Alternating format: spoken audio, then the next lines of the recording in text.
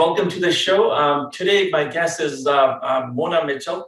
Mona, I recently looked at, read your book, 7 Elements of Strategy Execution, and also Mona is also president and CEO at ACHIEVEBLUE Corporation. Is that right, Mona?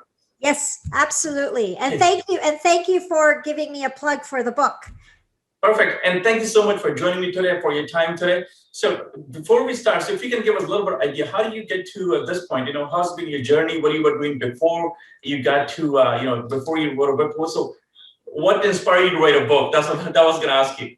Well, interesting. For someone who didn't really like English class in high school, writing a book seemed like a vision that I could never actually achieve. And it was a fun 3 years to, get the book out. But the story's simple, right? I started career as a programmer, didn't last there, went off into sales because I love people, and quickly learned as an individual that I didn't always fit in a company's culture.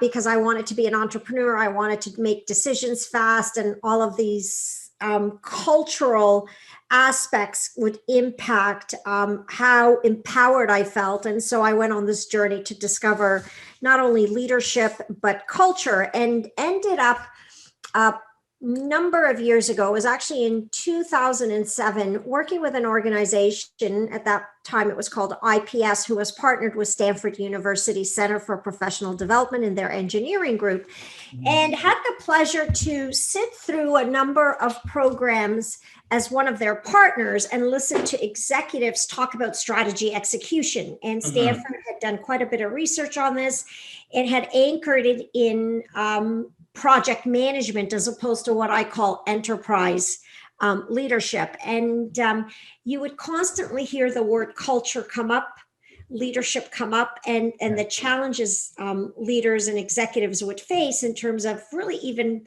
putting a picture to what their culture was. And so I got really intrigued about that, came back, did some research, met up with my founding partner, and away we went. We started ACHIEVEBLUE, and with a focus on culture, but I quickly realized that culture on its own, it does not have meaning. It's the impact leaders have on culture. So brought the intersection of culture and leadership together. And our first project, as always, you always want to start small. And our first project at ACHIEVEBLUE was with an engineering company, and it was a global company with almost 10,000 employees. And they wanted us to assess all of their associates from a cultural and behavioral perspective.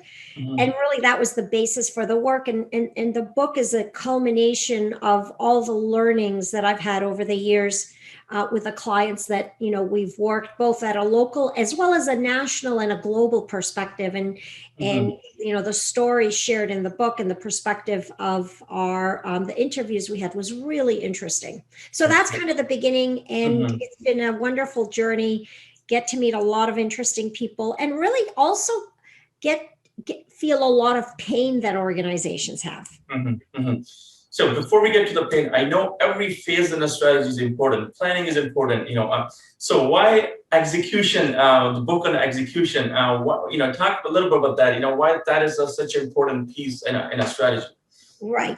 And so one of the reasons why, when we think about execution, we spend a lot of time putting our plans together, our goals together, our strategies together. And then what happens is we forget to really internalize it and communicate it with the organization. We forget to understand how, we forget to communicate what is our vision, where do we want to be, what is important to us. And what tends to happen is strategic plans, I think, get stuck at the executive team. And then the next layer. Their direct reports. And so as we cascade things into the organization, the execution piece of it is not considered a goal. The execution of it is considered an output. But if you don't pay attention to it, executing on strategy becomes rather difficult. And if you don't get alignment at the top of the house, on really what the goals of the enterprise are, as opposed to my just functional goals that I have to deliver on the next 2 to 3 years. What tends to happen is we start getting these functional silos, and execution from an enterprise isn't as successful. It may be successful in my function, but the goals of the enterprise, and achieving those goals and executing on the strategies that you've designed for those goals are don't get cascaded into the organization. So I believe it gets stuck, and that stickiness creates an inability to execute. Doesn't mean you're not going to achieve some of your goals, but execute efficiently to deliver on the goals and the strategies of the organization. So I would say that execution is the toughest thing. And there are studies that say that the value of strategic plans, once they've developed, the majority of the strategies actually fall short in the execution phase. Yeah, I was going to say, so it's such an important piece, execution, and the results are, directly tied to it. That's where the results comes from, execution. So if it's such an important part, so why not put most, focus on this piece than anything else? Like why there's a lack of, so much emphasis on this piece rather than anybody else, any other parts of strategy? Because most of the work that you see out there and all our scholars, right? They talk about what? Not execution. Right? They talk about development, right? How do you put a strategy together? Right? If you read books on strategy, many don't go deep into what's going to get in the way of execution. And so what we talk about from our perspective, and talking to CEOs that we interviewed and other leaders, of what really gets in the way, and that's where we came up with the 7 elements. And if you think about why was culture not an element, because for me, having been in organizations looking at culture and impact that leaders have on culture, I think that's the most important foundation for execution of a culture is alignment.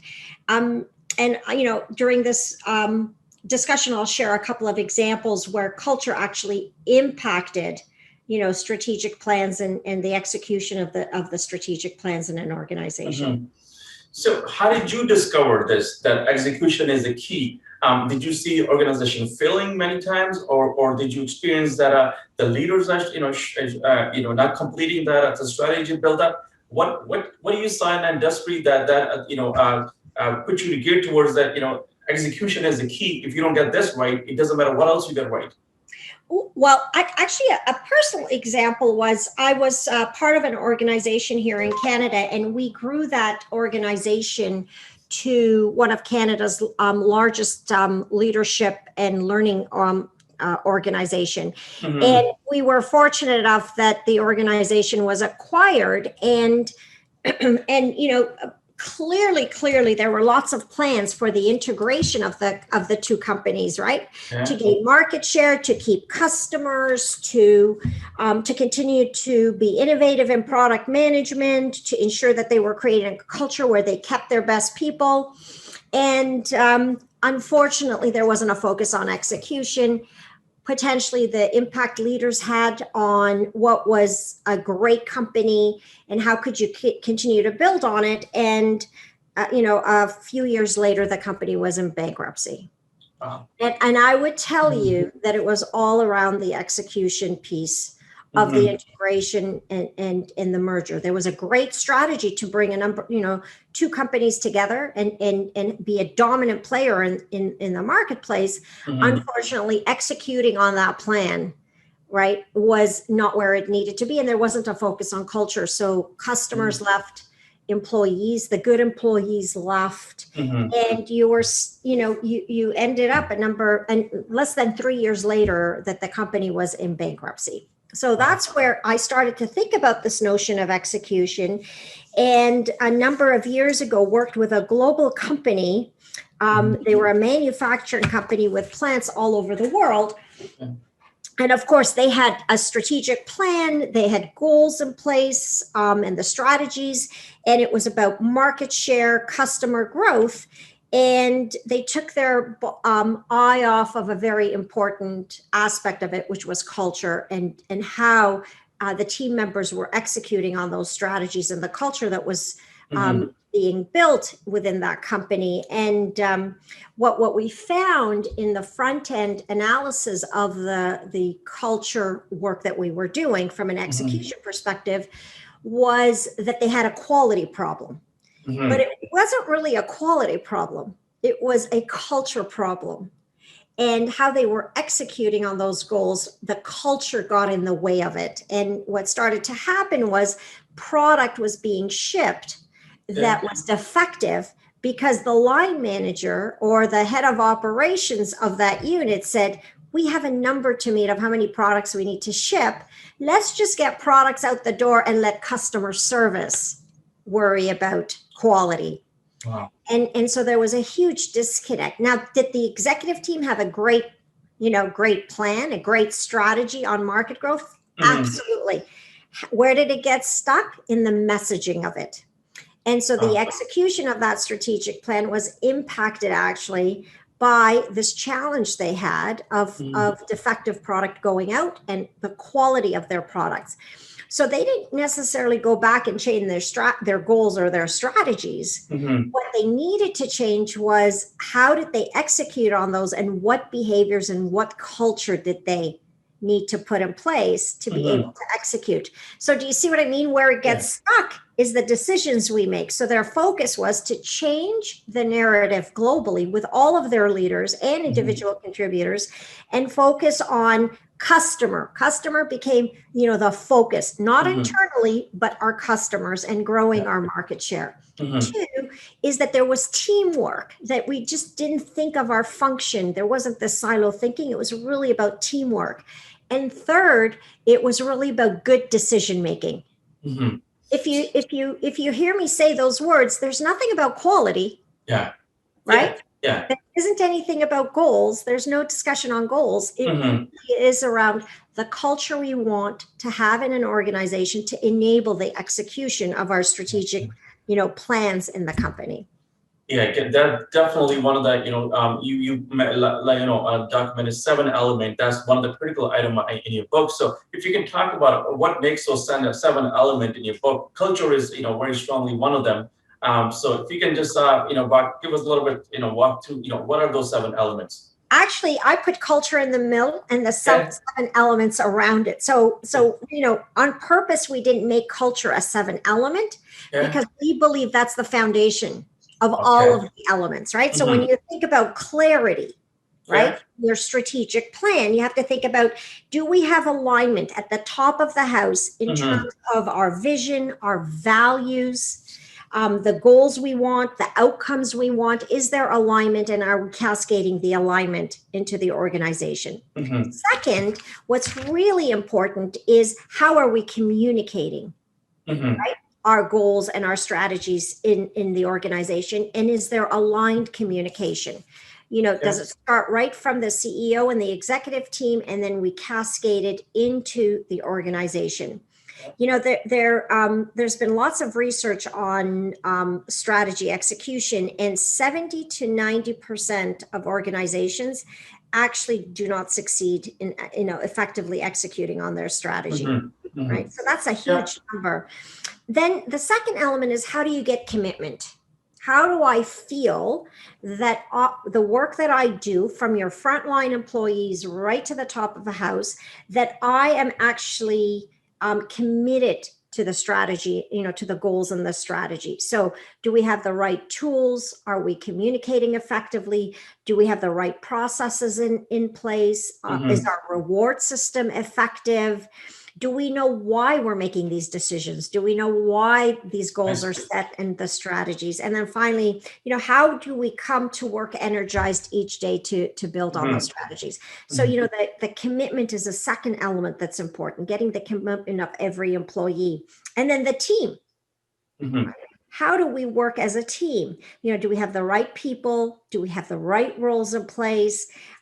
Do we all fit into the culture of the organization? And then, we think about accountability, right? Big word. Yeah. People are afraid of, using that word, accountability, or even responsibility. So trust, open communication, and everyone is accountable to each other. Not are we only accountable to delivering on our goals, but we're accountable to the team goals, the department goals, the business goals, and then ultimately the enterprise if you have multiple businesses. So accountability is also really important. And then the synergy of the organization, right? So less silo thinking. We have synergy around the vision, the mission of the organization, where we're going, the values, what's important to us, what's our brand, and really the goals that we set. Are they clear? Are they realistic? And are we measuring the right things? Are our KPIs the right KPIs to measure? And then ultimately it's about the plan. What's our plan?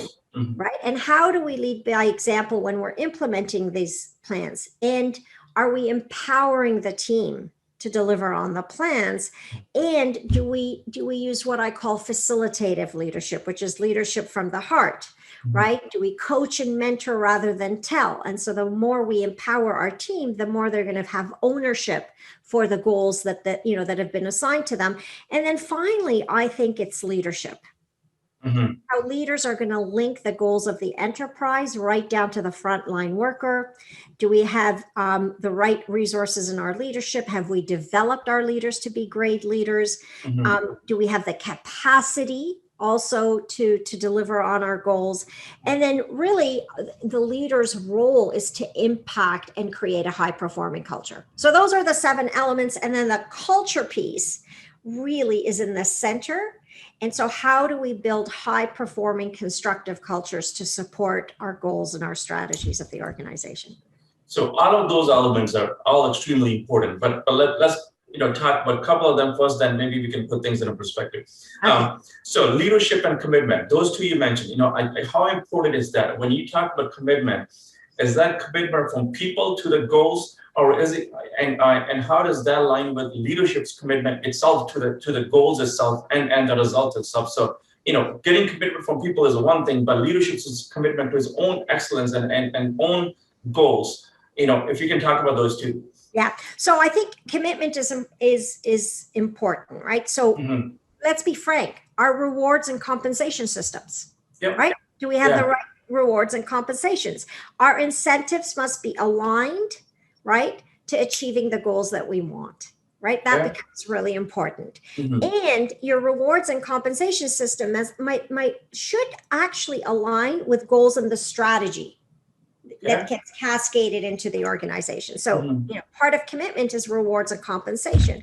The second piece I think that's important is passion and purpose. What's our purpose, right? And when we talk about passion and purpose, even though we talk about compensation is important, the right compensation is more important to employees rather than, to focus on the tasks and the accountabilities that they have. I want to feel that I come to work each day and I am rewarded fairly for the work that I'm doing. And leaders must see the goals and strategies through the eyes of the employees. Right. And so that you can get accountability, you can get commitment, right? You become responsible, because the personal drive each employee brings to the organization actually is and that passion, like I'm a very passionate, person. I've always been customer focused. When I was in sales, customer was number one. And so that passion has to be connected to the bigger picture of the organization. So what you're saying is each employee's the goals, whatever the goal, the operational goals they have, or they have a daily goals, they have to align with the company goals. And so they have to tie together. Absolutely. And then we talk about work-life quality. Not balance, I talk about quality, right? There must be a focus on both, right? And so when we're working with quality, and when we're living and we're going into it with our families and our friends, we're doing that with quality. And leaders, as leaders, and I was a leader that was just focused on work and not people. Right. And it did not make me a very good leader, but I had no training. I was a high performer and I was put into a leadership role. And all of a sudden, because I had so much passion and I loved to work and I was a bit of a workaholic, I expected everybody to be the same. And so we can't make the mistake of only focusing on people over task. sorry, task over Task people. over people. It has to be a balance. It has to be a balance, right? Between what I call the head and the heart and how we lead. And if you're only focused on task, it creates a different culture rather than if you're focused on task and people. I see. Okay. Right? So a task-based organization will focus on just the work you do. Doesn't matter if you're stressed or if you're working long hours, right? A task-based organization may focus on perfection and not striving for excellence. A task-based culture will focus on just telling and not coaching and mentoring people to be the best that they can be. So that's the commitment piece. Okay.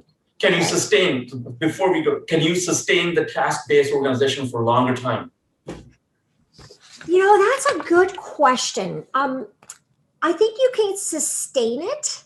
Okay. I don't think you get everything you could to get out of that, I think, right? Because we know many organizations that are highly task-based, but from a long-term and a performance perspective, I think you lose what we call this discretionary effort. And I think cultures that are not healthy, cultures that are just focused on task, could lose up to 29% of discretionary effort. And I can't remember the research, but there was research done on it. So you think about that, the productivity of people if they're holding back.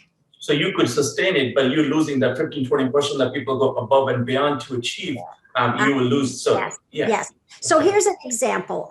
Did work with an organization here in Ontario, 10,000 employees. Okay. New CEO came in.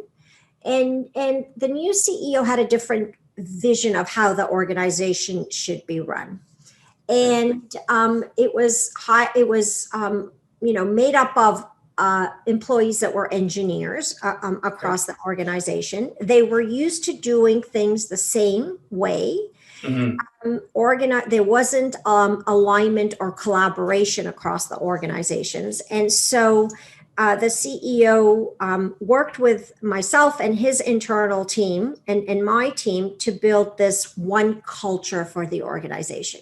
Yeah. And they brought in all of the leaders over a number of sessions to really focus on what does the culture of the organization look like after doing an assessment to understand what barriers were in the organization. And one of the things that really came evident was that the culture wasn't where it needed to be. It was highly task focused, what I call red cultures. I should be wearing blue because of the company name, but I'm wearing red today. But they were highly task based. In the assessment tool we use, it's a red culture as opposed to a blue culture. And so the task based culture did not allow people to use good judgment. They didn't focus on outcomes. They just focused on, activities. There wasn't a focus on coaching and mentoring. It wasn't a collaborative. It was highly, siloed functional base. And throughout the journey, there was a transition that leaders had to make in the way that they were leading. And what was interesting about that was without even, talking about the ROI of creating this one culture, what ended up happening is they recognized, ROI. And one of the ROIs, which the head of supply chain shared with me, is because there was greater trust built between supply chain and the business owners and the organization. And because they were collaborating more and they were open to new innovative ideas and what we called informed risk taking, it was shared with me that they saved over $100 million in expenses. Think about that. Yeah. Right? Talks about that for return on investment. Right. But was the company sustaining itself? Absolutely. But what were they leaving on the table, right? Sick leave was reduced from almost 16 days to 6 days. Think about that. 60 to 6, the impact on productivity. Right. And then the next thing was the amount of leadership that was in place, because what they did was they kept employees by giving them leadership roles as opposed to focusing on changing and shifting the culture. So, those ROIs were they were not an accident, but that was the result of thinking about how do we shift just from a task-based to a task-based and a people culture. How big is the shift if company decided to do that, culturally or talk about hard work? How big is the shift making that task-based to people and a focus shift? Big companies definitely a lot more time and resources required, but businesses do have to be functional. They have to keep the business moving forward, and then they have to shift this. How big is the shift, and how are they? I'm sure there's a lot of risk involved in that as well. There's always risk.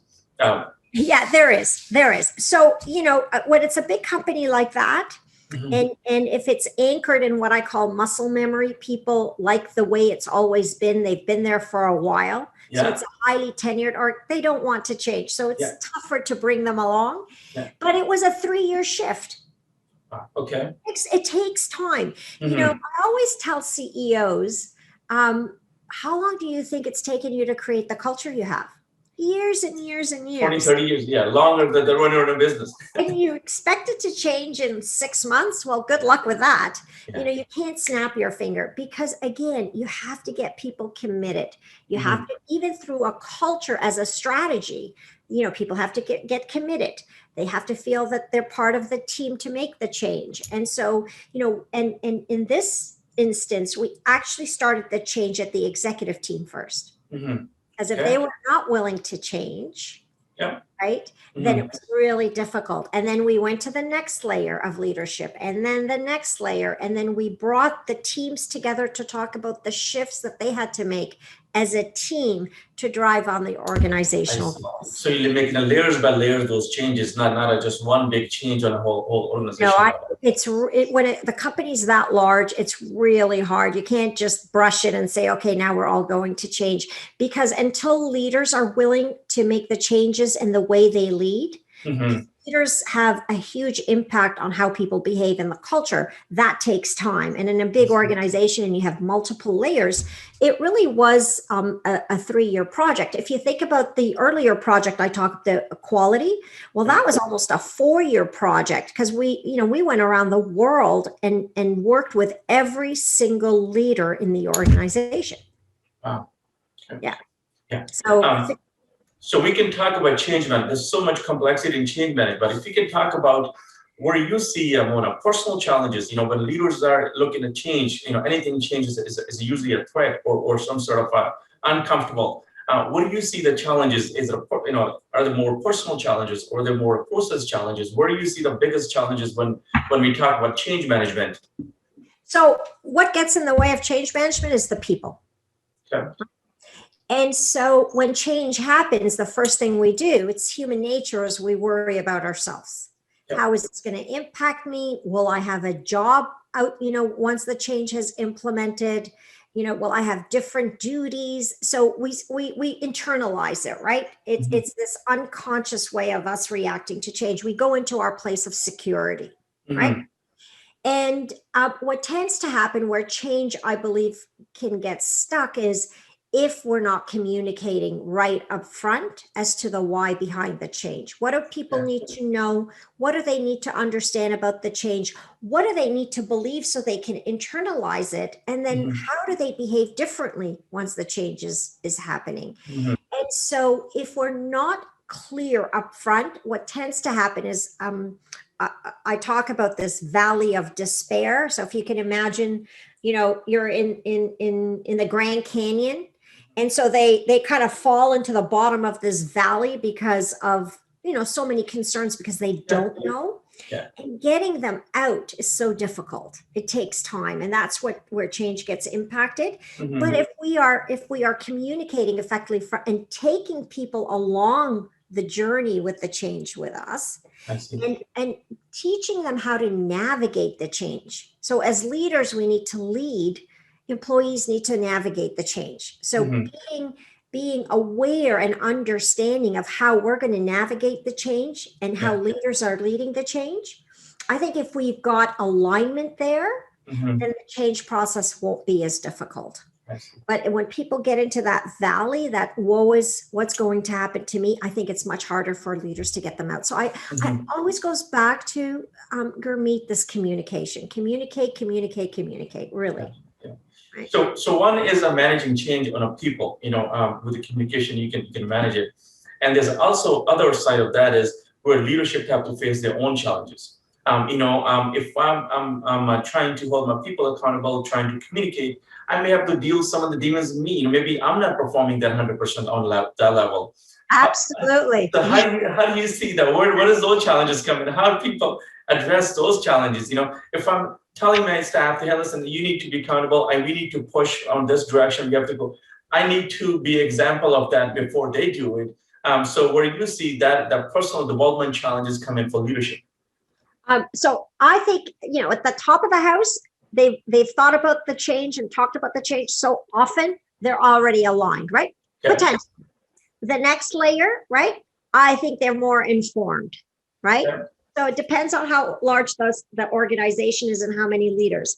Okay. I think where change gets stuck is that layer that is managing the frontline people, in Okay. my opinion. Okay. Because we often leave them as the last ones to know about change. I And see. so communication starts from the executive team and then the next layer. And Gurmeet, absolutely. Like I'm working with an organization where there's going to be a lot of change, right? The company is scaling, it's growing, the business is going to change. And even at the executive team, there's this fear. Wow. Because they have been so used to doing things the same way. And now they have to even change as a team, right? And so if we don't get it right at the beginning, and even at an executive team, you have this fear of change, how that cascades into the organization actually gets stronger. So we have to alleviate the change right at the top of the house. And we're all afraid of change, quite frankly. Yeah. It's human nature.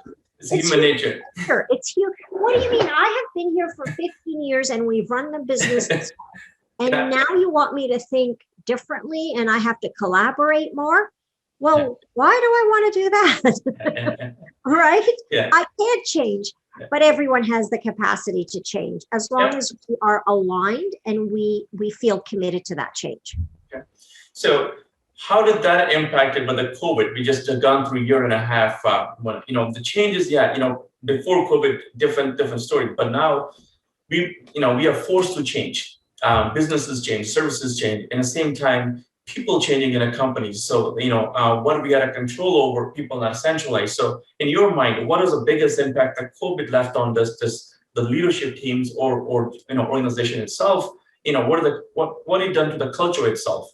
People not in office anymore. There's decentralized communication is a challenge. Right.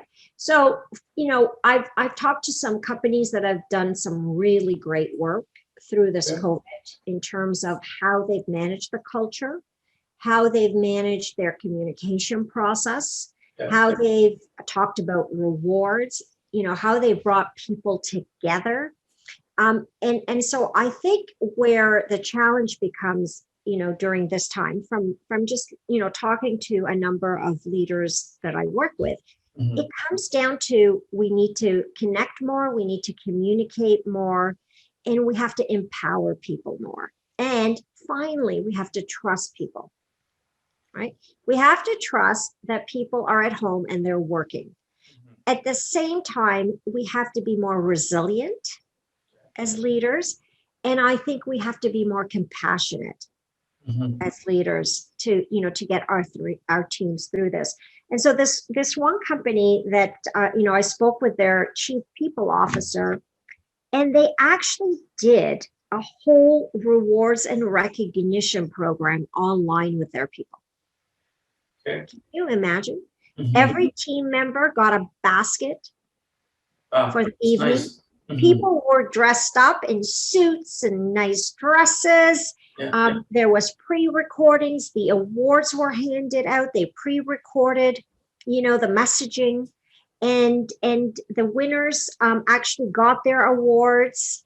they got a package. It was timed perfectly where the award was delivered on time. And it was incredible. And they called it the Academy Awards in a sense. And it was all done virtually. And they connected everybody together as a company.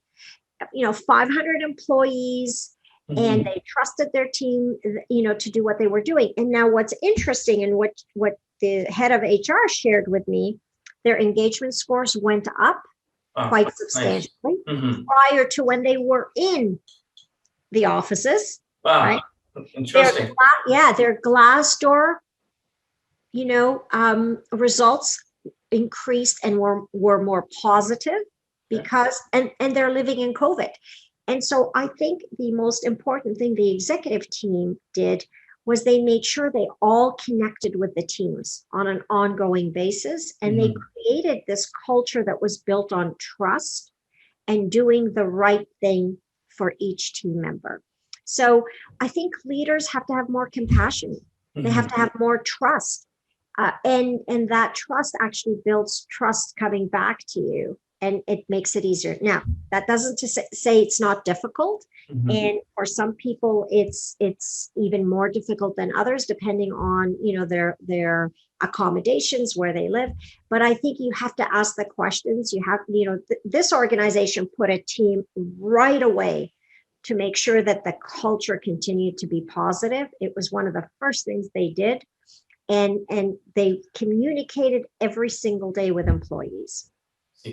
So, that commitment part becomes more important, right? Don't you agree in these times? Of course. Yeah. And even after COVID, I think that has to stay.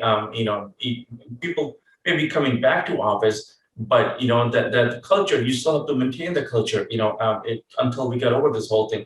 Easy to do that a little bit, and everybody's in an office, everybody in one building, and you can get it done. But if you can get it done remotely, kudos to you. That's a lot of hard work.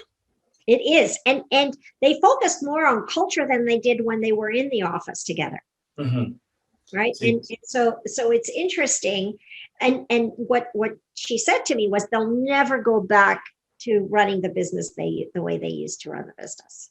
I see.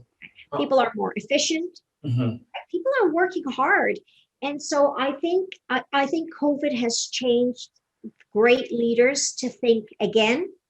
Balance on task and balance on people, right? So there's so many items to get a handle on. One of the item is bringing that communication down. As the training becomes critical, what does the training play a role in this?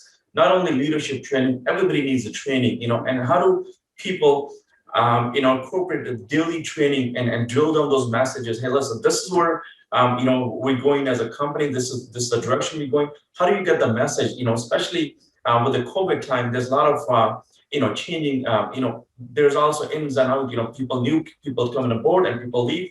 How do they maintain that culture with the training or some other mechanism to even there's a turnover, I can still maintain that culture. Absolutely. So this organization actually didn't have a leadership training program before, and they implemented during COVID, and it was one of the best things they did. So they realized. They realized quickly that they needed to get their leaders on board because those leaders were managing teams differently, right? Those leaders were under the same stress as the team was now.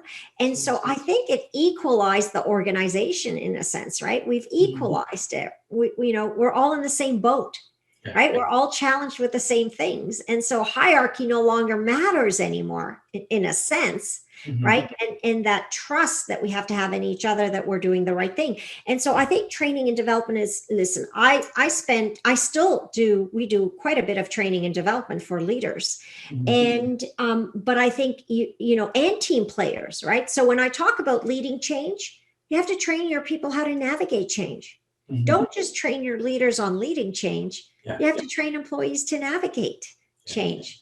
Right? When you are teaching your leaders how to delegate properly, right?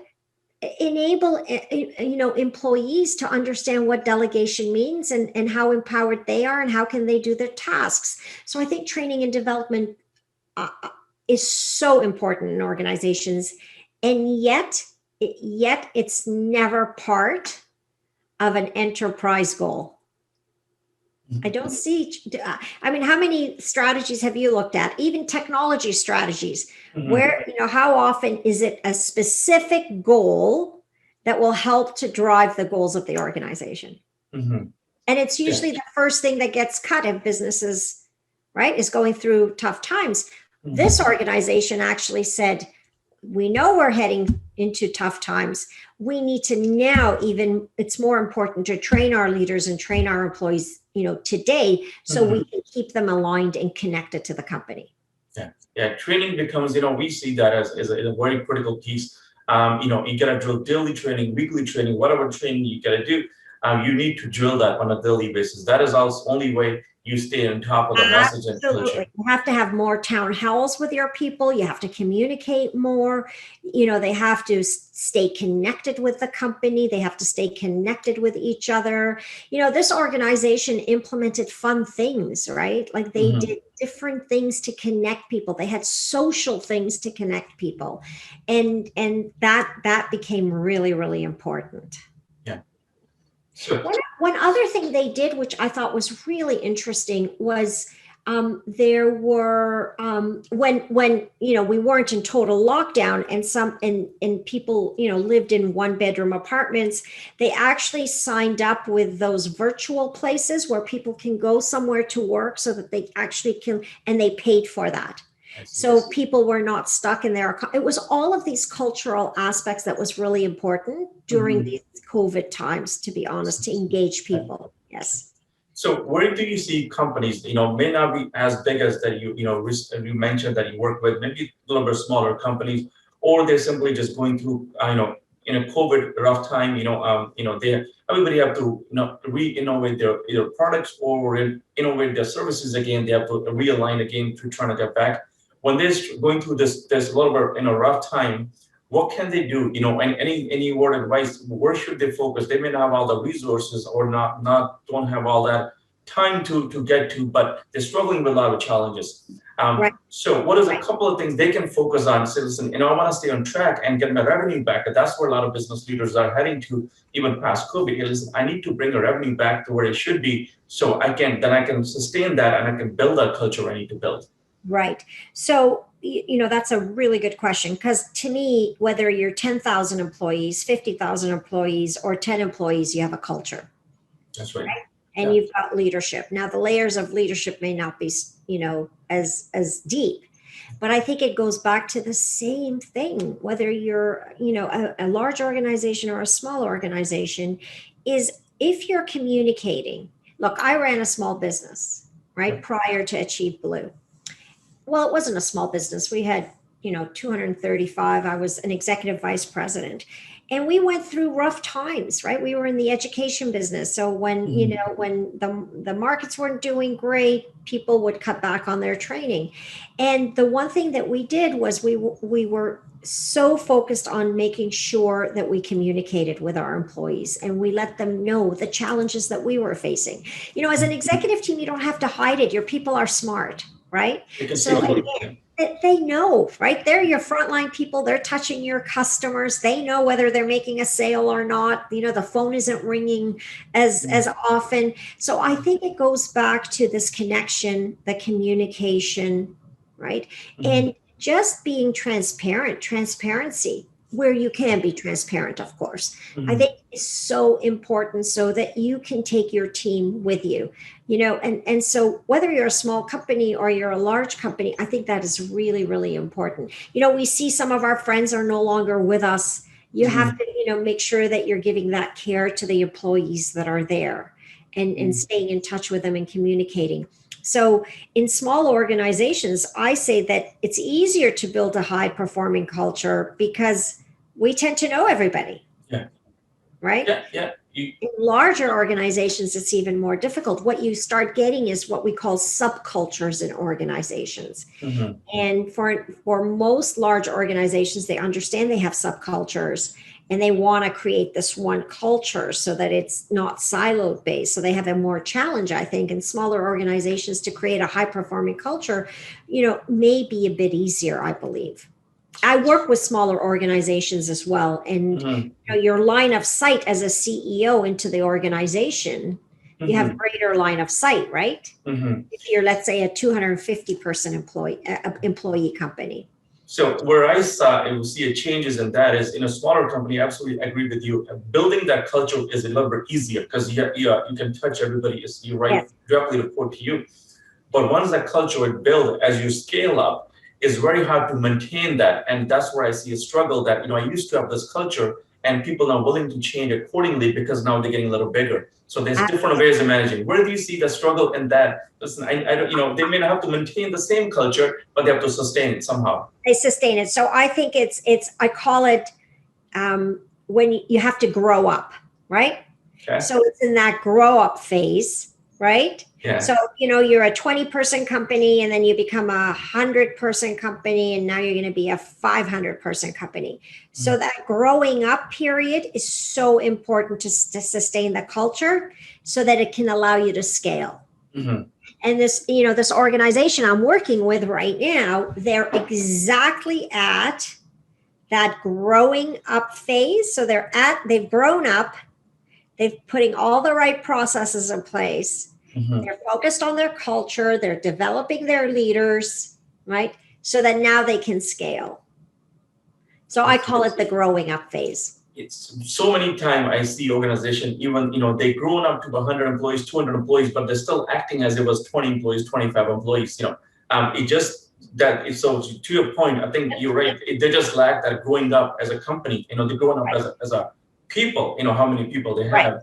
Right. But it just lack of growing up as maturity in an organization. So think of an entrepreneur-based company where the founder has, put their money on the line to build this business, and it's high control. They have the vision. They know where they tell people, right? It's more of a tell culture, right? Yeah. It's a high control, right? And so I need to know what everybody's doing. I need to be the one that's creating the strategy and the goals. And I'm going to tell you what to do.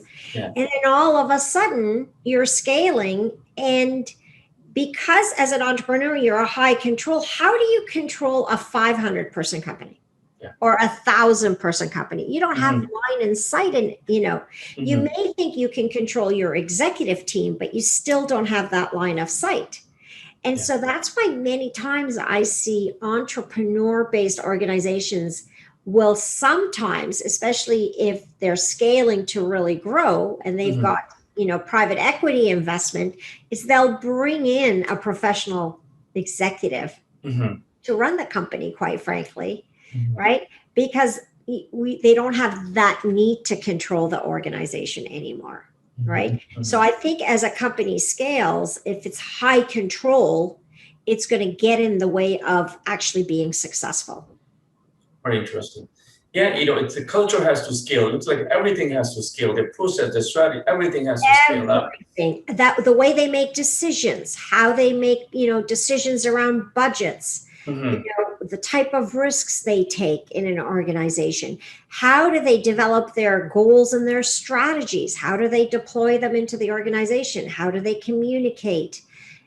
All of those things. How, are they training their leaders to be effective? Most people leave their leaders. They don't leave an organization. Right? And so you have to scale every part of the business. And that's where alignment is so important, and commitment, and all the 7 elements that we talked about become really important even as you're scaling and growing the business. You see some organization easily tackle this leadership challenges, from your experience, or some don't, like private companies versus public companies, or public sector versus private companies, or some high-tech company. There's so many tech companies in Toronto right now, downtown, versus manufacturing company. Do you see it varies through the organization, or varies through that industry type as well, or it just comes down to leadership, I guess? No, it just comes down to the commitment of the leadership team, right? We just did leadership development a couple of years ago with an organization. They have 1,500 employees. They've never implemented a leadership development course. They got a new new head of HR, a new CEO, and they realized that in order for them to be sustainable and continue to grow is they've got to develop their leaders. So every leader got, received training. So that becomes really important. I think it's all about leadership and their focus on people and not just task. I see. Right? Whether it's manufacturing, it's banking. I mean, typically larger corporations do spend, of course, more money on, but again, it really is about the leaders and their fear that if they're putting someone in a classroom, they're not being productive. Mm-hmm. So when you talk to this organizational leader, from your, what do you see? What is a sign that tells you that, hey, there's some challenges there in the leadership? When you talk to somebody, how do you, what do you see? What are you looking for to see if where they are on a leadership level or on a cultural level? What are the signs that you see that that tells you that, hey, there's some trouble, there's work that needs to be done? Yeah.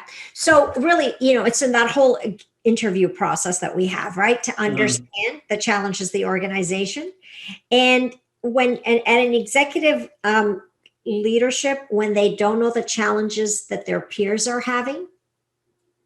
That's one of the signs. Okay. I think that's a big sign. Okay. Or they never talk about the organization. They just talk about their business.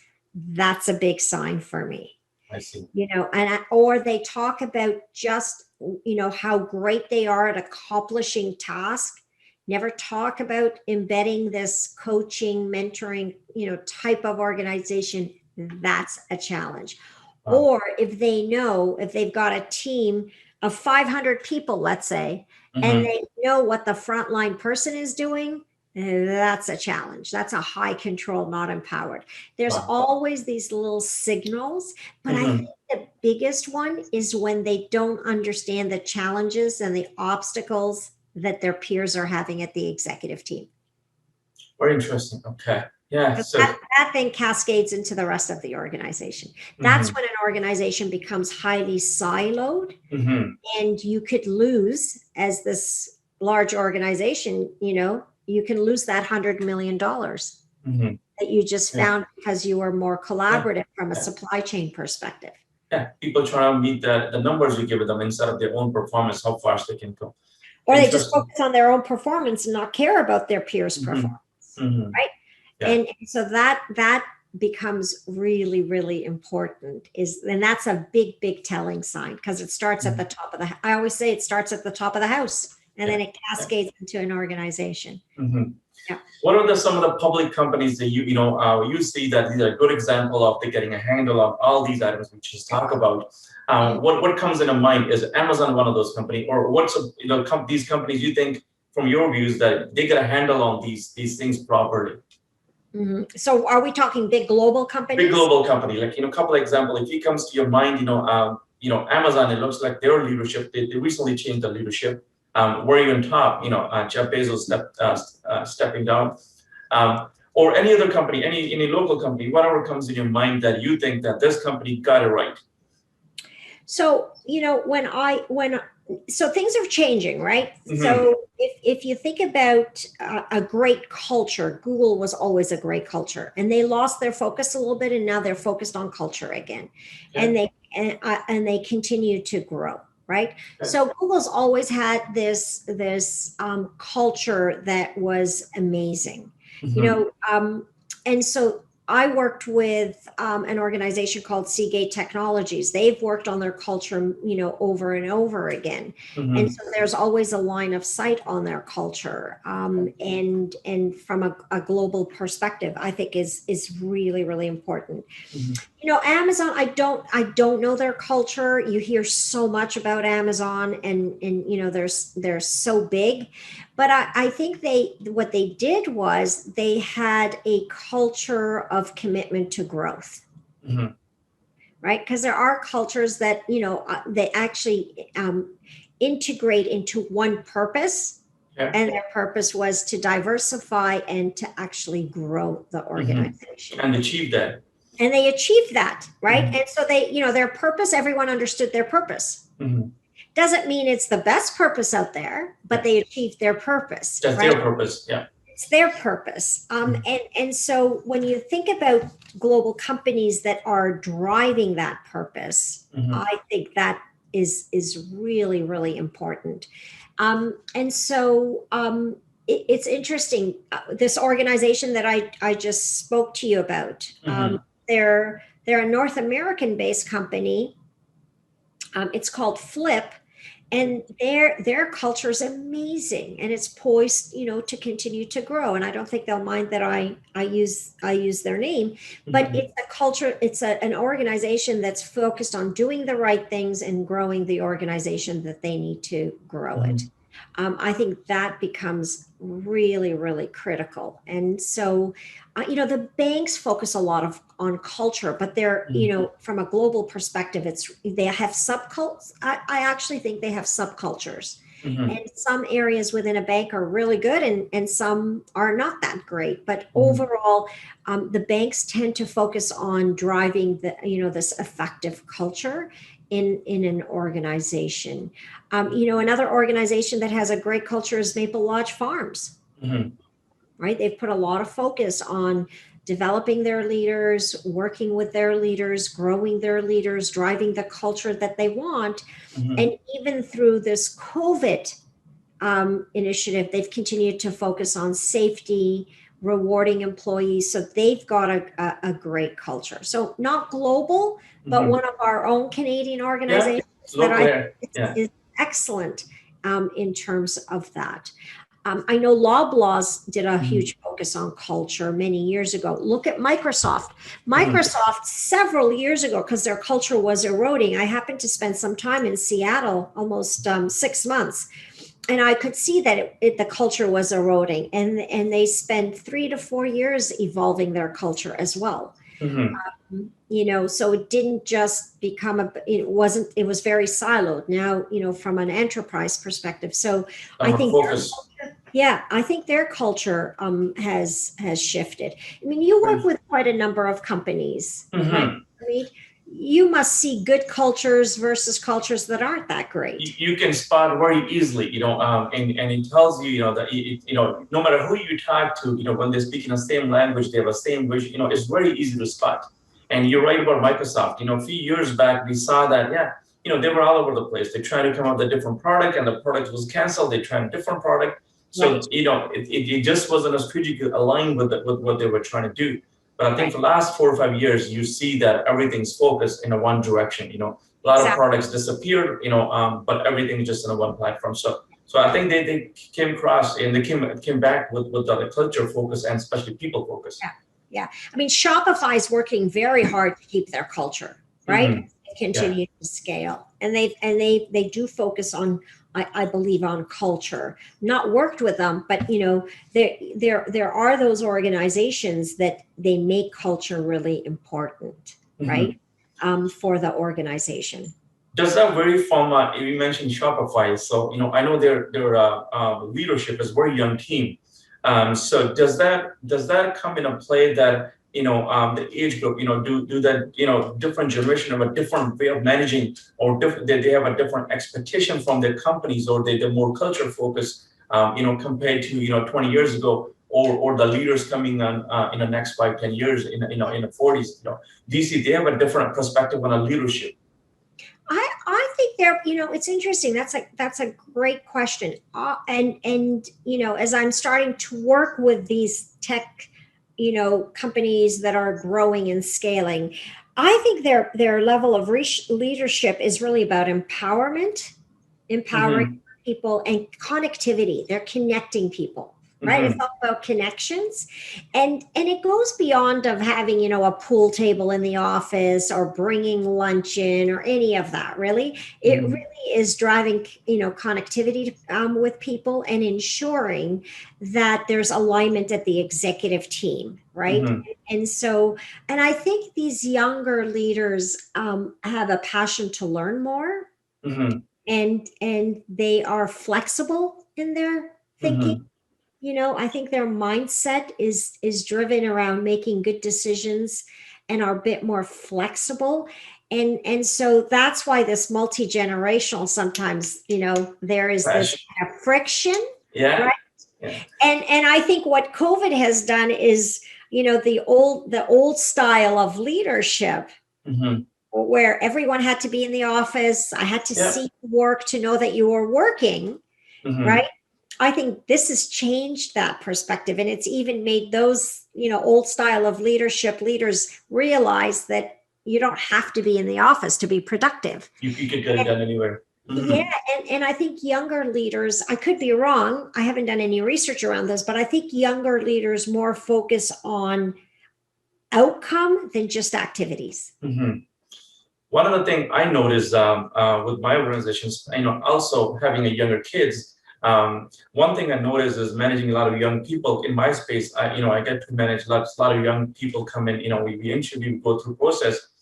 What I find is the younger people, they want to be part of something big. They want to be part of your goals. So you gotta, if you're a leader and trying to manage in the younger people, one thing you gotta be very clear on that what is the purpose of the company and what direction you're going on. So they want to be part of that, the goals that where are we going as a company. So it's very important for them. And I find it's they put a lot more emphasis on that piece than anything else. They will go out of the way to work hard. They will do whatever it needs to be done because it's a younger generation. Right. But they need to be part of something that going to make impact on society.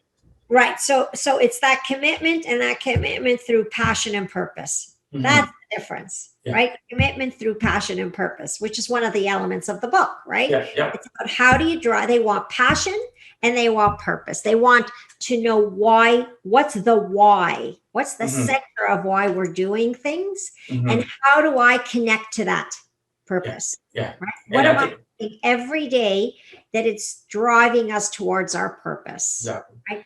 And I think that's a big difference. Yeah, and I think younger people, that's very important for them. They want to know that, even during the interview process, when we go through a lot of, they want to know that, so what's next for us? Where are we going? So Yeah. it's important What's our to them. product strategy? Where, what markets are we going on? What's our growth strategy? Yeah. I want to be involved in that discussion. They want to be more involved in the discussion, I think. I don't think they want to wait for the executive team to go off somewhere. Yeah. Right. And come back and tell us where we're going to be. They want to be part of the journey, I think. I really do. I think that's so important. And it's a different way of leadership. Yeah. It really is. It's a different way of leadership. Yeah. And empowering, right? And empowering them Right. Yeah. to do what they need to do to help you meet your purpose. Yeah. Right. It's so, we make leadership, it sounds so easy, right? But it's not. It's the hard. I think the challenge is, when you see that, dynamics that are work changing and different, people coming in work, as a leader, you have to switch your skill set as well. You may have to learn something. You may have to fit the style of work required from you. I personally believe that a lot of business leaders I talk to, that's where they're finding a challenge. They have a one style setup. They're going in one direction. They're not willing to adapt what's coming their way. What skills that I have to polish on so I can manage the younger people. I think that's where the struggle is. It's interesting you say that. Part of when we do a culture assessment, we also like to do an assessment to find out what impact leaders have on culture. Mm-hmm. And we bring their 360 results and we show their team their 360 results. Everyone gets to see it. Yeah. Everyone gets to comment and have good discussions. Because when we assess a leader's impact, we're not only assessing them, we're actually assessing how the team is behaving because of their behavior and their impact they're having. And so, I did some work with engineers that were, near retirement. They're going, you want me to change now? I don't understand why I need to change now. I said, because you have, 2-3 years left. And you can change your legacy from this high oppositional power, perfectionistic leader that's driving other people not to feel empowered to this leader that's going to have a purpose with your team. So, 30 years in their career, brilliant engineers. And now someone's coming to them and saying, you have to change. But what's really critical, and some actually do, and I've had some that just have a hard time, but when you find out the impact you're having on your team and how they're behaving, that's such a big aha moment. And when you start talking about the strategies you're using as a leader, Are Mhm. they highly constructive? Are they prescriptive? Or are you restricting people because of your strategies? Yeah. Wow. Makes so much more eye-opening for leaders. And, I worked with the same organization that was changing their culture. One of the initiatives was, we did a 360 on every leader in the organization. Mhm. And one of the things was they had to share their results with their team. And then they got feedback from their team on their strategies, the impact, their behavior. And then collectively they said, okay, this is how we're going to change, how I'm going to change, and how this team is. That's so powerful. Yeah. That's what young people want to see. Yeah, that's very, very, very good point you made, Mona. That's powerful. I, as a leader, I can see my reaction, I can see my behavior, I can see my work ethics, all that stuff I can see. What I can see is the impact I'm making through that behavior. That's very hard to see. And Right. you need, those are blind spots in a business, right? You need somebody to show it to you. Hey, listen, this is the impact you're making. Either your staff's gonna do that, or somebody from outside like somebody like you can do that. But as a business leader, I can't see the impact. That's not, I don't have access to that. If I try to see, I'm not gonna see clearly, Right. because so many opinions comes in, bias comes in, so many different blurry stuff comes in. But I can see my behavior, how I'm behaving, but that's not the impact. Impact is totally different. And I learned that early on in my career. I was working for a big global company. I was a sales rep, junior sales rep, and I had a territory, and I found out a great way to get leads from the banks in my territory. So I started generating leads. And because the culture was they drove such competition in their sales organization, when I started to get leads outside of my territory, I didn't pass them on to my peers. Okay. I just thought, why should I help my peer to be more successful than I am? Yeah. I'm going to win this big prize. And so it drove a certain behavior. Mm-hmm. Right? And at the same time, my manager was competing against his peer who was leading another team. Wow. Okay. So I thought, why should I give a lead to someone that's outside of my territory? Yeah. Right. I'm just not going to do anything. I'll just keep selling in my territory. And that probably cost the company quite a bit of, dollars. Yeah. Until I got caught. Yeah. Right. Yeah. And one of the gentleman that was handing leads, there was no response to his his generation, and his customer was saying, how come no one's called me?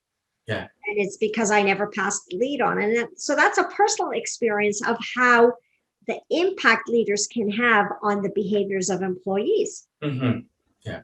Yeah. You just don't see it. You make an impact, negative or positive, you're just not seeing it. What's right. impact exactly. is, right? So they made a competitive person even more competitive by the structure of the culture, really, in the organization.